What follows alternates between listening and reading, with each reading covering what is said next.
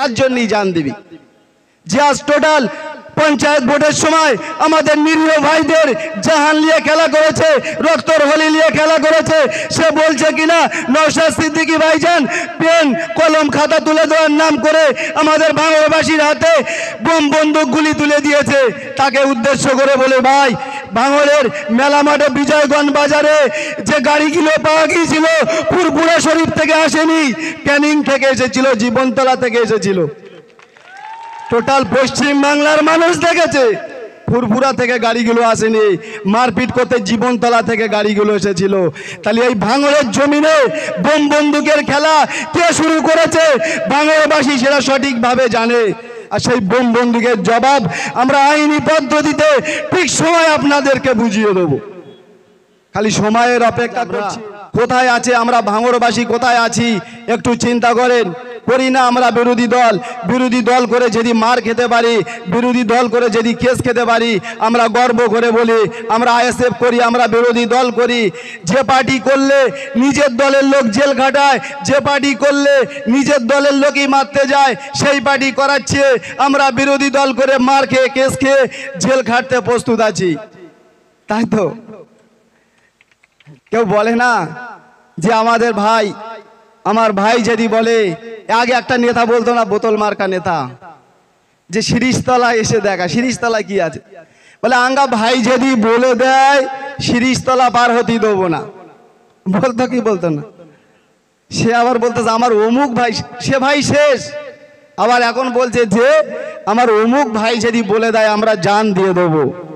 আর এর মতো খেপার দলের মতো ব্লাড নিয়ে জমা করছি, তাই তো লাগবে তো ব্লাড, তাই তো 60-62 বছরের বুড়ো এসে রক্ত দিতে, বলে আমার রক্তটা লাও না। সে জানে যে বিধানসভা ভোটের সময় আমার ছেলের রক্ত ঝরাবে, তার বাপ ওই জন্য আগে থেকে তার ছেলের জন্য ব্লাড জমা করছে। এরকম বাপ মায়ের সন্তান আমরা। যতটা সোজা ভাবছো ততটা সোজা এ ভাঙড় না। আমরা লড়াই করতে জানি, আমরা জবাব দিতে জানি, ওই জন্য তো আমরা ভাঙড়বাসী। যতটা সোজা ভাবছো ততটা সোজা হবে না। আপনারা যারা দাদা দাদা ভাই ভাই করে উঠছেন 26-এর আগে তাকে আর খুঁজে পাওয়া যাবে না হয়তো। আমরা এরকম প্রোগ্রাম একটা করব, তোমাদের এর পরিপ্রেক্ষিতে 3টে প্রোগ্রাম করতে হবে, একটা আমাদের বিরুদ্ধে, 2টো ওদের বিরুদ্ধে। তাই তো আমরা চাঁদা নিয়ে এখানে এসেছি, আর ওদের রোজের দাম দিয়ে এখানে আনতে হবে। তাই তো আমরা চাঁদা নিয়ে এখানে এনেছি, তোদের রোজের দাম দিয়ে সোনপুর বাজারে মানুষকে আনতে হবে। আপনারা বলছেন যে নওশাদ সিদ্দিকী রক্ত নিয়ে যাচ্ছে, আমরা অমুক তারিখে আবার খাওয়া দেবো। রোজা রমজান মাসে এই মাঠে একবার খাওয়া হয়েছিল, খাওয়ার শেষে 1 সপ্তাহ পাখি পর্যন্ত এই মাঠে বসেনি। বাস্তবে বলছে 1 সপ্তাহ পাখি পর্যন্ত এই মাসে বসিনি। তাহলে এবার আপনাদের কাছে বিচার আছে, যদি মনে করেন খাবেন তা খাবে, কি হয় খান, চাঁদা তোলা পয়সায় খান, নিজেদের হকের পয়সায় খান, নিজেদের লড়াইকে জিন্দা রাখার জন্য, নিজেদের হককে প্রতিষ্ঠাতা করার জন্য নওশাদ সিদ্দিকী ভাইজানের সাথ দেন। আগামী দিন আমরা 26-এ ভাঙড়বাসীর মুখ আর একবার উজ্জ্বল করে দেখাবো।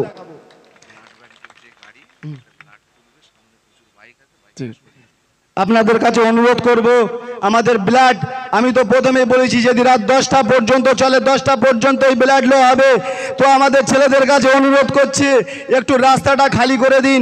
যে ব্লাডগুলো জমা হচ্ছে ওই ব্লাডগুলো নিয়ে আবার ব্লাড ব্যাংকে জমা করা হচ্ছে, ওই জন্য অনুরোধ করব যে রাস্তাটা একটু খালি করে দিন। আমাদের ভলেন্টিয়ার স্বেচ্ছাসেবক ভাইদেরকে বলবো একটু খালি করে দিন। ঠিক আছে, আবার পয়েন্টে আসি নাকি, না শেষ করে দেবো? আমার মাইন্ড আজ এদিকে নেই, মাইন্ড ওই দিকে আছে। কেন যে স্বপ্ন আমার নওশাদ সিদ্দিকী আমাদের ভাঙড়বাসীর জন্য দেখেছে, সেইটা তো পুরো করতে হবে। 1.5-2 বছর বাকি আছে, বক্তব্য অনেক দেওয়ার আছে, অনেক হবে। তাই তো আবার 5 মিনিট, ঠিক আছে, দেখি কত ঘন্টা। তো আপনাদের কাছে অনুরোধ করব যে হাত আমরা ধরেছি, সে হাত না যেন ছাড়ে। আপনারা আগে একবার শুনেছেন যে ভাঙড়ে এয়ারপোর্ট হবে পশ্চিম বাংলায় সব থেকে বড় এয়ারপোর্ট। যদি ভাঙড়ে এয়ারপোর্ট হয়, খালি ভাঙড়ের মানুষ ক্ষতিগ্রস্ত হবে না, ভোগালী ওয়ানের মানুষ ক্ষতিগ্রস্ত হবে না, সিস লাইনের মানুষ ক্ষতিগ্রস্ত হবে না, টোটাল ভাঙড়বাসী ক্ষতিগ্রস্ত হবে। যদি 1200 একর জমির প্রয়োজন হয়, 1200 একর জমিটা কম ভেবো না। একটা এয়ারপোর্ট করতে গেলে এরকম 3টে হাইওয়ে করতে হবে, 4টে হাইওয়ে করতে হবে, ওই জন্য টোটাল ভাঙড়বাসী ক্ষতিগ্রস্ত হবে। সেই চিন্তা করে আমরা যদি 2021 সালে নওশাদ সিদ্দিকী ভাইজান ওনাকে যদি না বিধায়ক করতাম, ওনাকে যদি না লড়াইয়ের জায়গায় আমরা পৌঁছতাম, এতদিন কবে দেখতে এই ভাঙড়ের জমিনে এয়ারপোর্টের কাজ শুরু হয়ে গিয়েছে, যেত না। সেই জন্য এই ব্রেনটা আমাদের মাথায় রাখতে হবে। নওশাদ সিদ্দিকীর মতো বাঘের বাচ্চা যতদিন বিধানসভায় গর্জন করবে, ভাঙড় তথা পশ্চিম বাংলার মানুষ বিরোধী দলের পক্ষে একটু বুকে কাঁপুনি থাকবে। জানে নওশাদ সিদ্দিকী ভাইজান যেদিন বিধানসভায় ঢোকে বিরোধী দলের 293টা এমএলএ ভয় করে। কেন? নওশাদ সিদ্দিকী ভাইজান বিধানসভার ভিতরে ঢুকে হকের কথা বলে, ওরা যা চুরি করেছে সেই চুরির কথা বলে, দিদি যা অন্যায় করেছে অন্যায়ের কথা বলে। আমরা যখন ছোটবেলায় যখন স্কুলে যেতাম, যে টিচারটা যে মাস্টারটা আমাদের বেশি খেলাতো, সেই টিচারটা সেই পিরিয়ডটা আমরা ক্যান্সেল করতাম। পেটে পায়খানা হয়েছে কি পড়ে গেছি যে কোনো প্রকারে সেই পিরিয়ডটা ক্যান্সেল করতাম না। ওরা কি ভাবে যে নওশাদ সিদ্দিকী বিধায়ক যেদিন বিধানসভায় না আসবে আমরা সেদিন বিধানসভায় যাব।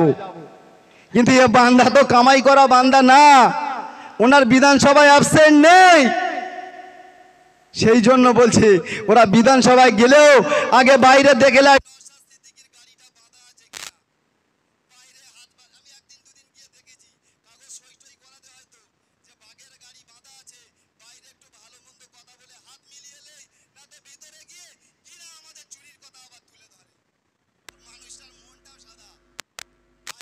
যদি কেউ ভাই বলে, ছোট ভাই বলে, উনি টোটাল ভাঙড়ের টোটাল কথাই ভুলে যায়।